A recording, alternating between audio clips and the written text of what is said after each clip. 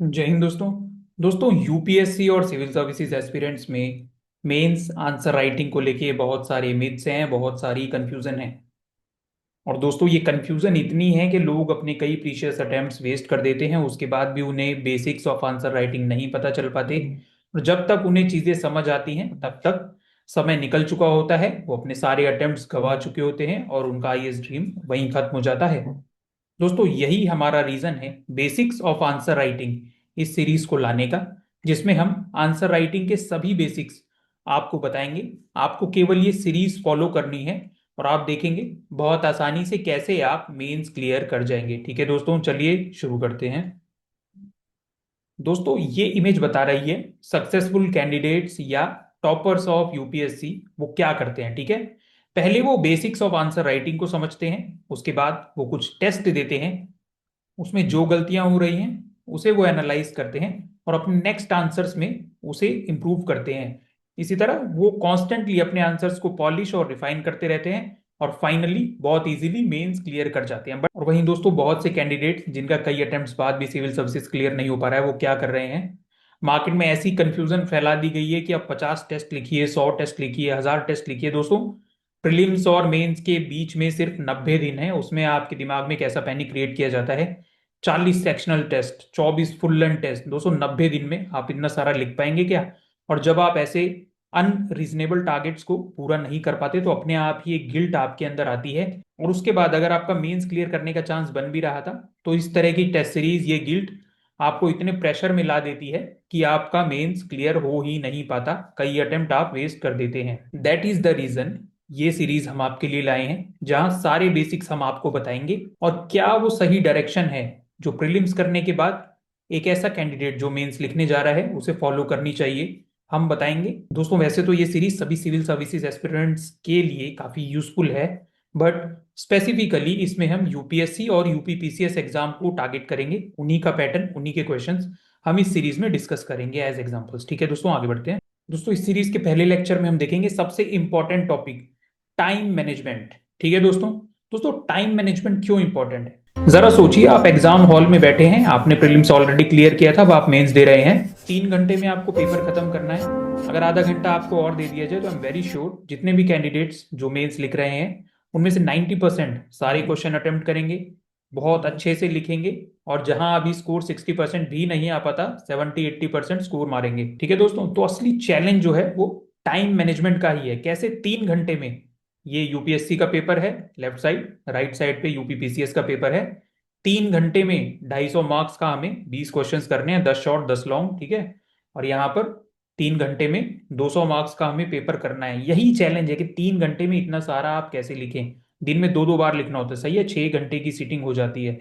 यही असली चैलेंज है दोस्तों। तो आगे बढ़ने से पहले अगर अभी तक आपने हमारा टेलीग्राम ग्रुप नहीं ज्वाइन किया है तो इसे ज्वाइन कर लें, हमारे यूट्यूब चैनल को सब्सक्राइब कर लें, इस पे बहुत यूजफुल इन्फॉर्मेशन हम आपके लिए लाते रहते हैं। जो डेली आंसर राइटिंग के क्वेश्चंस आज से हम आपको देंगे, आप वो उस टेलीग्राम ग्रुप पर पोस्ट कर सकते हैं, जिसको इवेल्युएट करके वापस इस टेलीग्राम ग्रुप पर आपकी चेक कॉपी को डाल दिया जाएगा। ठीक है दोस्तों, दोस्तों सबसे पहले हम ये देख लेते हैं कि कौन से क्वेश्चन को हमें कितना समय देना है। ठीक है दोस्तों, टोटल हमारे पास होते हैं 180 मार्क पूरा पेपर अटेम्प्ट करने के लिए, और 10 मिनट हमें बफर के लिए रखने हैं, वो मैं आगे बताऊंगा क्यों हमें रखने हैं। ठीक है, तो अब हमारे पास 170 मिनट बच गए, हमारे पास 20 क्वेश्चन है। तो जो शॉर्ट आंसर क्वेश्चन है यानी कि 10 मार्कर इन यूपीएससी, उसे हमें 7 मिनट देना है।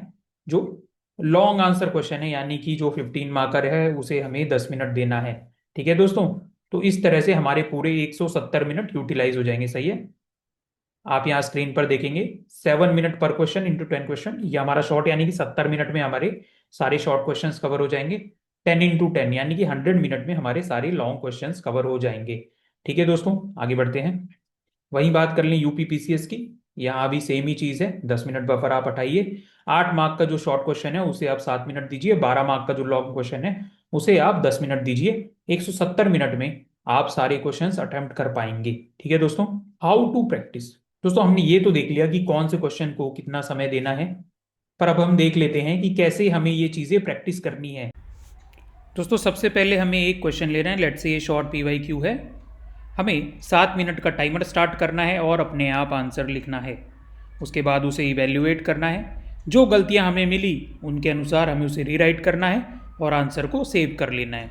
ठीक है दोस्तों, यही चीज़ है जो अगर हम एक लॉन्ग फॉर्मेट का आंसर लिख रहे हैं वहाँ भी हम यही करेंगे। क्वेश्चन लिया, टाइमर स्टार्ट किया 10 मिनट का, उसका आंसर लिखा, इवेल्युएट किया, इम्प्रोवाइज किया और उस आंसर को सेव कर लिया। ठीक है दोस्तों, ऐसे हम प्रैक्टिस। जब कुछ दिन आप एक एक क्वेश्चन को विद टाइमर प्रॉपरली अटेम्प्ट कर पा रहे हैं तब आप क्या कीजिए, 3 question as a batch select कीजिए और उनको, फॉर एग्जाम्पल अगर आप शॉर्ट क्वेश्चंस ले रहे हैं तो 21 मिनट में आपको वो 3 क्वेश्चन आंसर कर देने हैं। फिर उन्हें एनालाइज कीजिए, इंप्रूवमेंट्स के बाद उन्हें फिर से लिखिए। सिमिलरली अगर आप 3 लॉन्ग क्वेश्चंस लेते हैं तो 30 मिनट में आपको वो 3 क्वेश्चन कर देने हैं। ठीक है दोस्तों, लोग टेस्ट सीरीज के बारे में पूछते हैं, कितने मॉक लगाएं, कितने फुल लेंथ टेस्ट दें, कितने शॉर्ट दें। दोस्तों, जो आइडियल फ्रीक्वेंसी है आपकी टेस्ट की वो ये होनी चाहिए, एक सेक्शनल टेस्ट प्लस एक फुल लेंथ टेस्ट आपको एक वीक में देना है। ठीक है, इसका मतलब एक वीक में आपको 2 टेस्ट देने हैं। इसका मतलब एक वीक में आपको 2 टेस्ट देने हैं, केवल 3-3 घंटे के।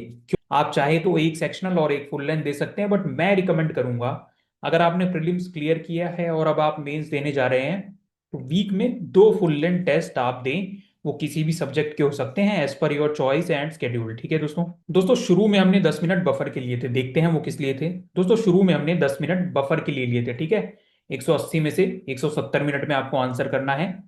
10 मिनट बफर के थे, जिसमें जो पहले 5 मिनट होंगे दोस्तों, ये सबसे ज्यादा यूजफुल आपके लिए हैं। अगर ये टेक्निक आपने यूज कर ली, समझ ली, तो आपका स्कोर ड्रास्टिकली इंप्रूव हो जाएगा। ठीक है दोस्तों, आपको क्या करना है, जैसे ही आपको पेपर मिलता है आपको तुरंत उस पेपर को पढ़ना है और हर क्वेश्चन के आगे इन 3 में से, ठीक है, FLM, इनमें से एक मार्किंग हो जानी चाहिए। एफ का मतलब क्वेश्चन आपको बहुत अच्छे से आता है, आप इसे सबसे पहले अटेम्प्ट करेंगे।